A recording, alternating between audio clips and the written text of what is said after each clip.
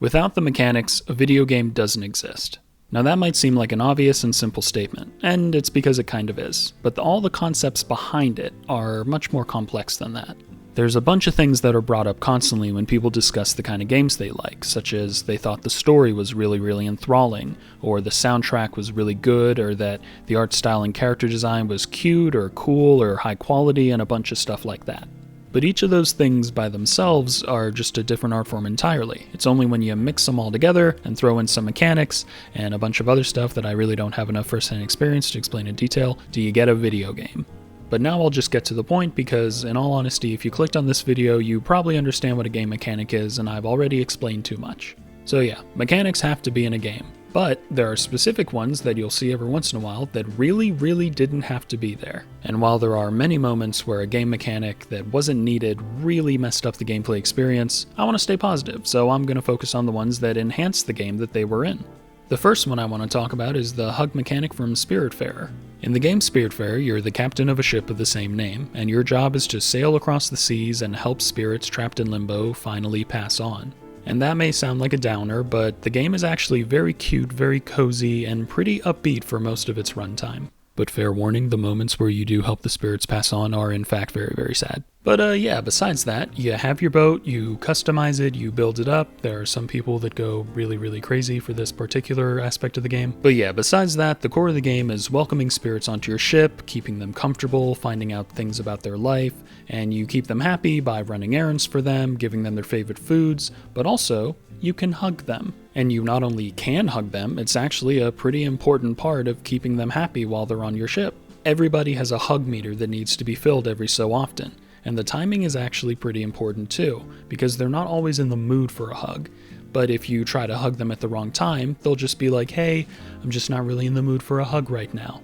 And that little detail is one of the many ways that Spiritfarer makes all their characters feel so much more real and alive.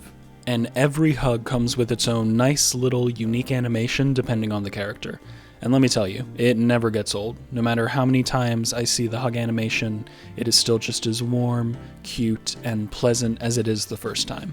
The Spiritfarer developers could have just kept it simple and just made it a game about fetch quests and all that other normal stuff, but they didn't. And again, there are so many things in Spiritfarer that make that game so alive and the world so real, but yeah, I particularly really like the hugs.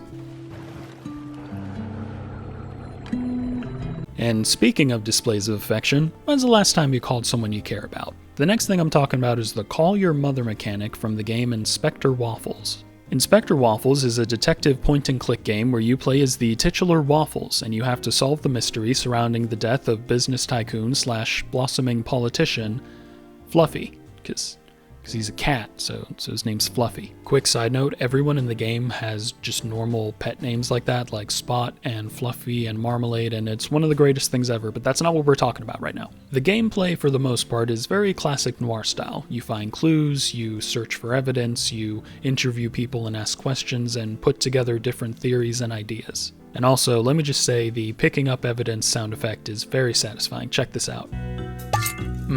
Yeah, that's nice. Inspector Waffles himself is also a very classic noir-style protagonist. He's got a tough past, and he doesn't do partners, and he uses vices to wash everything away, but the game is really self-aware of all of its tropes and uses them both creatively and humorously. And probably my favorite of those creative funny things is the way that the hint system works in the game. It's flavored as calling Waffles' mom.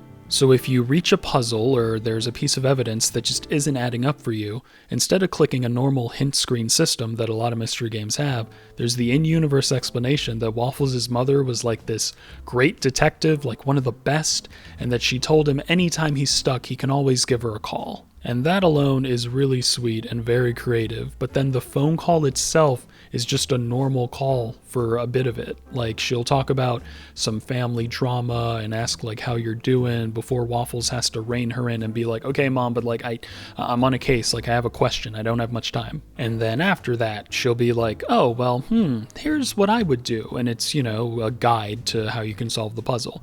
And I'm gonna try my best to not do spoilers in this video, but It definitely matters in a few ways that you can call your mom in this game, and you should really play it for yourself. It's definitely not a long game, but it's very worth it to see this reveal in addition to all the others in this game. The sitting down and doing nothing mechanic from Lake, and if that sounds uneventful, it's because it is, but just give me a second to explain. Oh, wait a second. Is this even really a game mechanic, or is this more categorized as polish, or it's...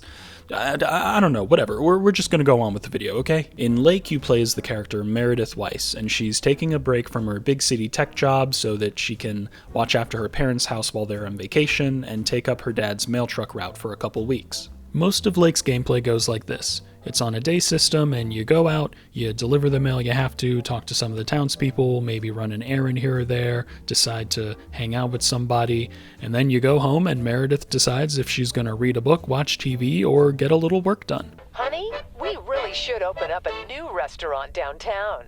But who's gonna run this one? Henri? Henri? Did someone call me? And there's some people out there that would fall asleep just by that explanation, but there's a lot of other people that are getting weirdly excited by that description. Lake is definitely a cozy game through and through. The environment is very nice and warm, the conversations are super real, but if delivering mail and talking isn't enough for you, you can also choose to sit on a bench and do nothing for a little while. And don't get too excited, because Lake's bench sitting experience offers more nothing than any other bench sitting I've had in any other game. You're not going to have a cutscene or an introspection or a plot movement like in a game such as Life is Strange True Colors. You also don't get to have a meaningless empty reward like the achievement/trophy in Brothers: A Tale of Two Sons. Also, let me just say, if you want to watch the greatest video that's ever going to be made about sitting in games in general, you should go watch the Kiro Talks video about chairs in video games. I'm going to link it in the description. Very, very good stuff. No, when you decide to let Meredith just sit down on a bench, that's all she does. It's quiet, and she just looks around on the environment for a little bit until you decide to get back up. And sure, there's a ton of games where you can, in fact, sit down and do nothing, but something about how it hits in Lake was just so different to me. It might just be because of how much I really enjoy Meredith as a character, and her life is just so hectic. There's so many worlds that she's just being dragged between. There's so much she's got to do. There's so many people counting on her and asking things of her. Hey, Em. Hope you're doing well. Steve told me you'd want to read through this monstrosity. Not sure if you really said that, but have a great time there anyways. Hey, listen, you got plenty of time, right? I guess, but that's nice for a change. Awesome, I need a favor. I sent a bunch of files your way. Can you do me a favor and give this envelope to Frank? I'm afraid it would need a stamp first. Oh, well, I'm afraid I don't have them here.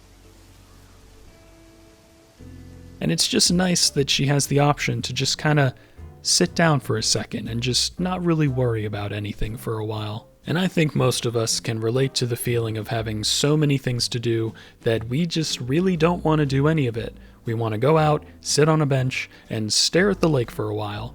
And, you know, it really comes through here. Also, just in general, optional fishing mechanics.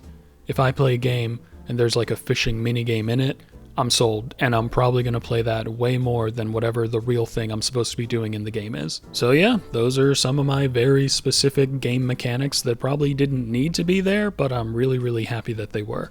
And I'd love to hear about some of your choices for that as well. And also, this is my first YouTube video that's like this, so I'm super, super happy if you decided to watch it all the way through, and I hope that I can make them a lot better as time moves on and I learn more about doing it. But I guess in summarization, thank you very much for watching.